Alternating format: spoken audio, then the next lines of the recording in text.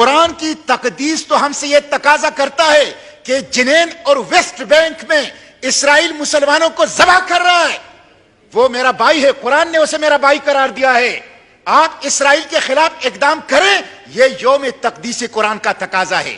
مجھے ڈاکٹر عافیہ نے بتایا کہ جب مجھے عدالت کے لیے لے جاتا تھا تو مجھے قرآن کے اوپر پاؤں رکھنے کے لیے کہا جاتا تھا۔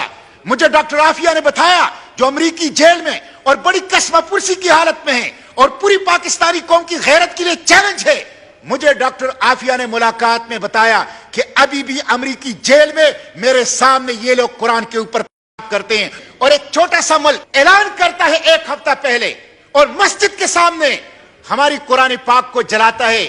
کہاں ہے 60 مسلم ممالک کے حکمران؟ کہاں ہے 80 لاکھ ریگولر آرمی؟ کہاں ہے پورے 2 ارب مسلمان؟ کہاں ہے آپ کے وہ 70% نیچرل ریسورسز؟ پیٹرول ہے،